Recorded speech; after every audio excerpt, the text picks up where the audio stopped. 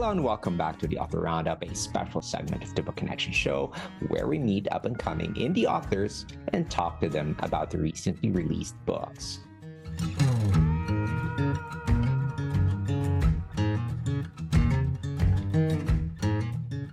Welcome back. Again, this is Ray Walters. On today's episode of the Author Roundup, we're stepping into a dark fictional world where a New Orleans vampiress wakes up in a blood-filled coffin.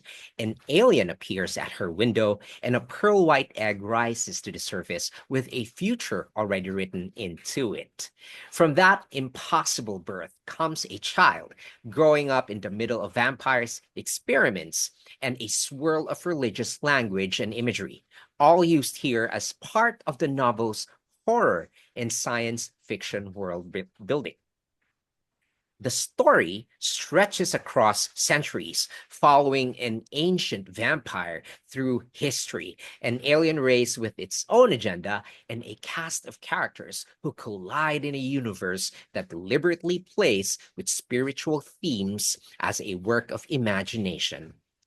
Our guest today is the novelist and screenwriter behind this unusual blend of horror and sci-fi, the author of Vampires, Aliens, and God. Please welcome to the show, Douglas Hall. Hi, Douglas. Welcome to the Author Roundup.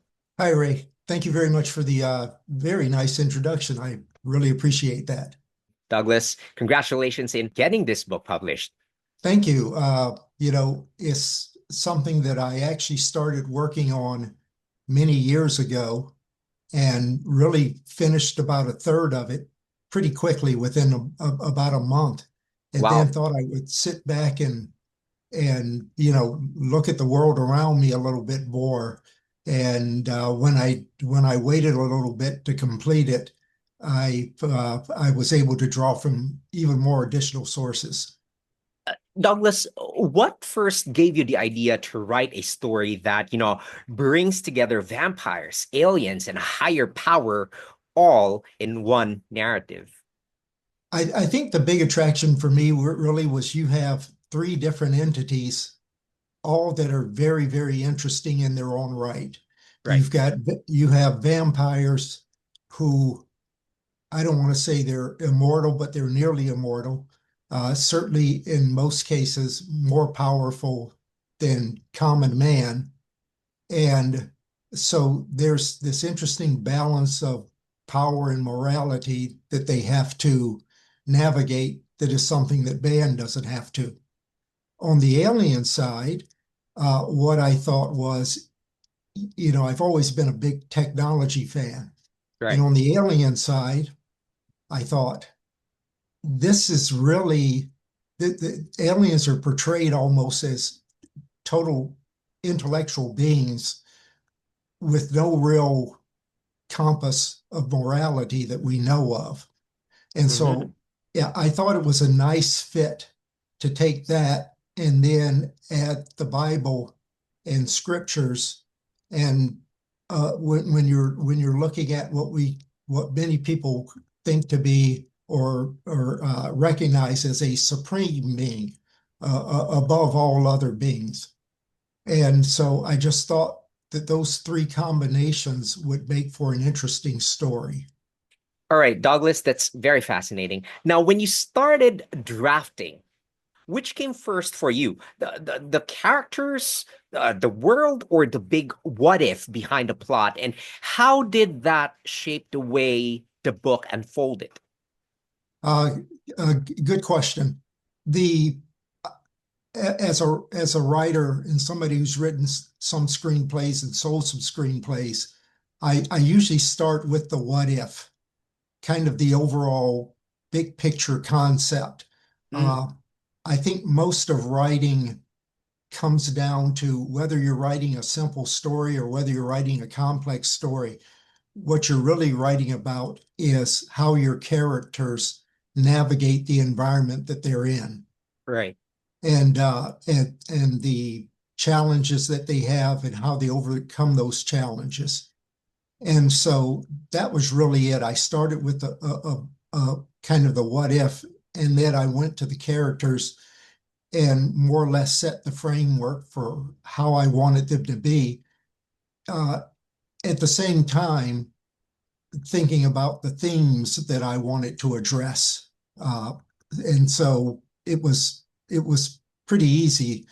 Uh, there's a lot of folklore about aliens. There's a lot of folklore about vampires, Right. and then you have the Bible, and so it was pretty easy to gather kind of the best of all of those, I thought, together. Okay. Now, yeah, the book opens with Catherine in a New Orleans coffin and a very strange kind of birth. And, as a reader, I find this opening very vivid and shocking. So, why was that the right doorway into the story? And what tone did you want to set with that first scene? That's something that a lot of folks have asked me, and Mm. really, the reason I started it the way I did is it really has a lot to do with the fact that this was originally a script Mm. before it was a novel. And Okay. so the script really, you have to kind of capture your audience. You've got, maybe in screenwriting, the first 5 to 10 pages to do something that captures the reader's attention. So Um, so I did it really for two reasons. One, I thought it would be a very strong opening that would generate a lot of questions in the reader's mind. The Okay. second thing was I wanted all throughout the novel people to I wanted people who were reading it to have in their head what's going on with that strange Yeah. offspring True. that she has. True. What is the purpose of this? Uh, because as you know, I don't write as a straight narrative, kind of like here's today, here's tomorrow, here's the next day. I do, skip a little bit, back and forth between what's going on right Mm. at the moment and what's happened in the past. And so I just thought that this would be a great way to keep people focused really on the end. What's going on with that little creature that she gives birth to? Okay, Douglas, there we also have uh Lucius. And what I find here is that long-lived characters can be quite tricky. So Lucius has a long, complex history that stretches across centuries. How did you approach writing a character who lives through so many eras without losing a consistent inner life? I think the most important part for any character, and especially Lucius, is that you define him very early on. Um, and you define that character, you explore how will this character work in different settings. And part of why I wanted to write this character the way I did, and to write and to start this character's journey really a few thousand years than our present time, is it gave me a lot of information, a lot of events to pick from, uh, Mm, not only biblical, but just historical events. And by establishing him very early with certain characteristics, I was able to then explore and certain talents as well. I was able to lay him out over a wide historical framework and say, how would this character react to this situation? And so he has some strong capabilities, and he's very grounded. And the other thing that I really like about the character is you think of vampires as being evil and being mean. And actually, I think people will come off thinking he's also very sympathetic and also has his own very strong moral code. And so I think all of that helps. all right, but there's also Vanian. I'm not sure if I'm pronouncing his name correctly, but That's correct. we have this character. Um, I find this character fascinating because he seems to function as a kind of a moral contrast in the story. So we have Vamian grows up in a very unusual environment, yet develops a strong, this moral awareness. So, how did you think about his inner compass as you wrote him, and what did you want him to represent in the middle of all this darkness in the story? I'll go to the last part of your question because I think it'll help answer the first part as far as what it represents. You have an entity that is very much isolated, that consumes quite a bit of information, Mm, doesn't really respond a lot, and because of the isolation, really only has kind of what has been fed into the entity or what the entity has come across to feed their desire for knowledge. And really, Vamian kind of represents technology to me in this, represents something that seems very simple at first, that just continues to evolve and to evolve to the mm, point where his interaction with human beings is really kind of testing, our present day scenario where technology has more and more infiltrated our lives. And as it's infiltrated our lives, is forced us ourselves, mankind, to okay, to look at, our behaviors, our actions, how we view the world, and to right. really say, and to really say, you know, how how do I use this, and what is this taking me toward? What is this taking humanity toward? Uh, so that's really, keeping him isolated for a long period of time enabled me to kind of treat him like, a piece of technology, or, say everybody has cameras now, and you can turn your camera on and just take in information. And that's how I kind of saw him, as something that just takes in information and really isn't used to a great degree.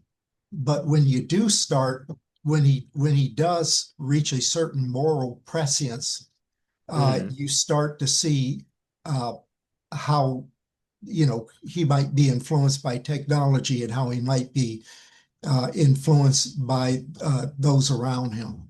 So that's really how I kind of did it, really just by keeping him more or less in isolation, but at the same time consuming things. all right, so that's how it is. What's another fascinating aspect about this book that you've written, Douglas, is that you weave in biblical references, historical figures, and supernatural elements side by side. So, how did you decide which pieces of history and religion to include? And what role do these or those preferences play in your storytelling? One of the great things I've always thought about the Bible was that you can't read it and understand all of it. Mm, And really it forces you to think. And, some people read the Bible and they think about the words and about the situations more than other people. But if you look at some of the scenarios that are laid out, there are quite a few scenarios in the Bible that really, almost hint at other beings, other lives. You have, for example, very early on in Genesis, you have the Nephilim, yeah, uh, this, supposed very powerful race of mankind. yeah, it's a crossbreed. And yes, yes. And you also have some prophecy in the Old Testament in particular, where some of the entities presented seem to have almost supernatural powers, uh, maneuvering and existing in interesting crafts, with Mm. flashing lights and had wings. And so it was really it really came down to me for what don't I include. There's really just so much information. And when I started comparing vampire folklore with what's in the Bible and what we know of alien folklore, I just found that there were certain connections, frankly, that just kind of stood out to me. Right. This next question I have for you, Douglas, is for me, it's this is important, because as an author, um, if as a reader, we'll start with readers first. As a reader, I want to get behind the world building aspect. So you're the author, your choices about who or what holds, ultimate power in the story say a lot about the kind of conflict and questions you want readers to wrestle with. The book features a powerful spiritual or cosmic hierarchy alongside vampires and aliens. So that's it. As a storyteller, how did you think about portraying power and authority in this fictional universe that you've created? Uh, that was that's kind of a tough question for me, but I'll try to do my best on it. Um, First of all, you have background of what powers each of these entities supposedly have. Hmm. So I really kind of went with a narrative that's very familiar to us all. At the same time, I think the best thing that I did in regard to your question is really to challenge that narrative.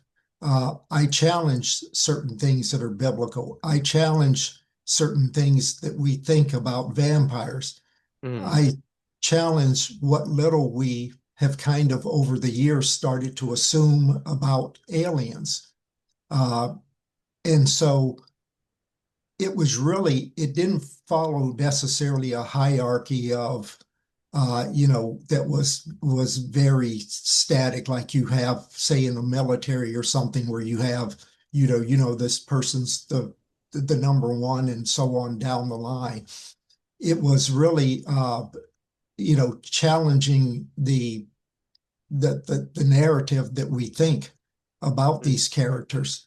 And so uh, I had a lot of characters and a lot of events to draw from uh, in history, and so I just really tried to learn. And this was a really great part about writing it, was I learned a lot about.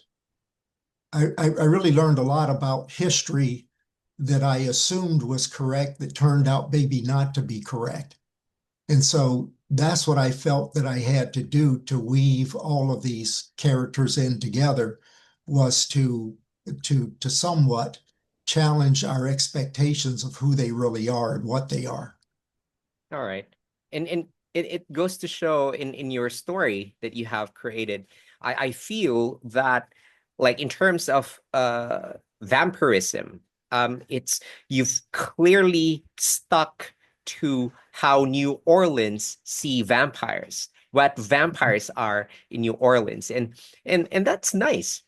Very, very nice. There's the lore of vampirism, and you're sticking to what the lore is unchanged. uh for me, that is good writing. But you also have the alien race. You portray the alien race as highly intelligent but spiritually detached. You mentioned this earlier. Uh, they don't have that moral compass. What kinds of questions about knowledge, morality, and identity were you hoping to explore through adding those characters into the story? That's another really good insight. And we still, if you ask people, if you go out and ask someone, do you believe in aliens? Which I did. you get a wide variety of opinions on that. And when you ask them, what are they like? You get a very wide group of answers. And it's interesting. One person who I asked that question said to me, well, they would have to be far more advanced than mankind. And they said, and that scares me because if you look throughout history, man, the more advanced civilizations and societies have often overtaken, exploited, and destroyed or wiped out those societies and civilizations that seem to be less developed. Uh, so, but again, as far as we know, we don't know as much about aliens as we assume to know about the Bible or about, vampire lore. Both of those are very well established. Mm. And frankly, it's really the sequel, let's call it, the second novel in the series that where I want to explore more the alien aspect and try to gain more insight into try to let my readers gain more insight into the possible alien character, morality, uh, let's call it way of life and their beliefs, because I believe they're there. I just think right now mankind isn't at a stage maybe where they can understand all of this. So I'm having fun right now with kind of writing that narrative as I think about where the ending of my story goes to the next stage. Right. Looking at the alien race, it actually made me think. The absence of morality signals the collapse of any civilization. So when you define the aliens, we know, in your story, we tend to believe that they exist, and so it's like a question. How are they lacking in the aspect of morality, but still are able to advance further and further to an extent that they were able to reach Earth? So, when you're reading, Sure, it takes you to that world. Um, sure. you and so those were some of the things that I thought of. Now, for some readers, the way fiction handles religious symbols, names, and ideas can be unsettling, for even or even offensive. How do you respond to readers who feel that certain elements of your book go too far with sacred themes? Yeah. I have a really diverse group of friends. Uh, some of them are believers in a variety of things. Some of them believe only certain things. Certain people think that, they all of our beliefs and, spirituality are really hitting on the same elements, just coming from maybe a different place or a different perspective. So, what I tell people, what I did really was I tested out a lot of narrative on certain people to see how they would respond to it and see what their response was. I didn't want to use certain imagery just for say a shock effect. I didn't want to just have people say, wow, that was really kind of outrageous and out there. Um, one of the ways I think I tied it all together really was through the character Lucius, Mm, mm, who, as you see over time, really pretty much tries to accept everything in a non-judgmental way. mhm. Um, so I think that overall attitude that I wanted this one of my main characters to have, kind of infuses the whole novel. Um, and also partly, when you see when Vamian really becomes prescient and starts to understand um, more of the world around him, he really kind of does so through the Bible. And he takes a very logical viewpoint in coming to his decision that he wants to explore more of to explore the book and explore more of the world.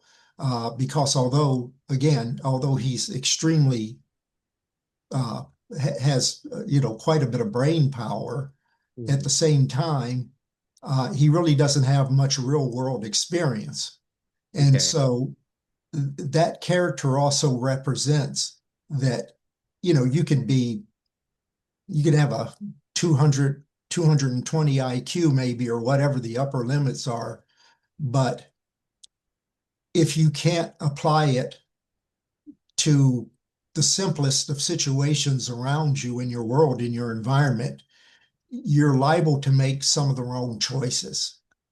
And Agree. so, and so, I've tried to navigate a fine line between being respectful to the imagery. Also, and even Catherine says at one point, she says a prayer to God after she gives birth. And, even she recognizes that there's this supreme being out there that has a plan which she doesn't understand, and probably in her present state can't ever understand, or even if she wasn't in her present state as a Mhm. vampire, would not understand. But she recognizes that it's there.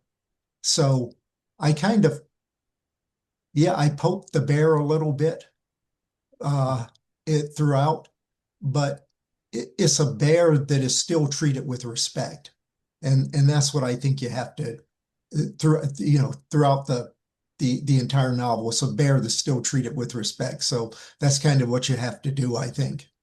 Okay. Uh, Looking back, now that the book is finished, did writing this story change anything about how you personally think about using religious language or sacred imagery in fiction, either in terms of freedom or in terms of limits you'd keep in mind next time? Mhm. Yeah, I would say it, in speaking with a lot of my friends and telling them about certain parts of the book and then getting their feedback, it did uncover some things uh, that I didn't understand. And of course, I think we pretty much all know we live in a world that has been uh, it's sometimes uh, great for human advancement and uh, things of that nature, but at the same time has still kind of put a barrier between beliefs Mhm. and between faith. And, I think faith and belief are great characteristics of man.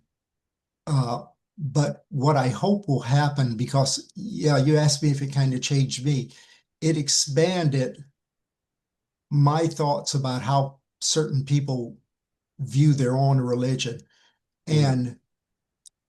and and also how set a lot of people are in their beliefs, and quite often don't really exist on their beliefs. If you were to change their beliefs, they would pretty much kind of just shrivel and just kind of say, oh, I've been carrying this around with me. You just took that away from me. I don't know how to navigate anymore. I don't know how to think of my surroundings anymore.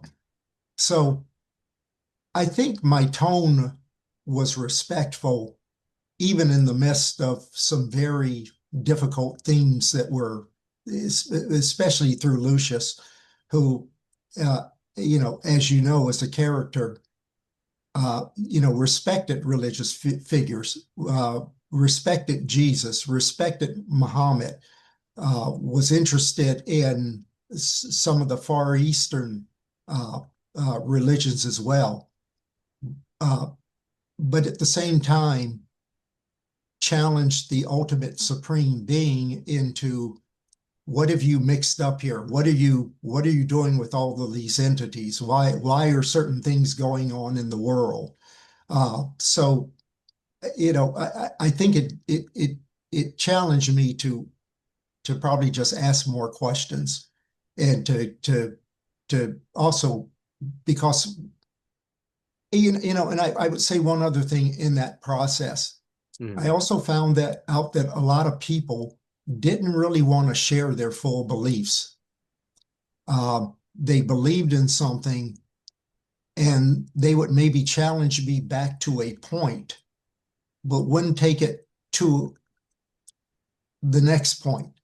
Kind of would leave a question lingering in the air because it was almost like, if I start thinking about this, maybe I'm not doing right by my religious beliefs or the deity that I hold to be dear.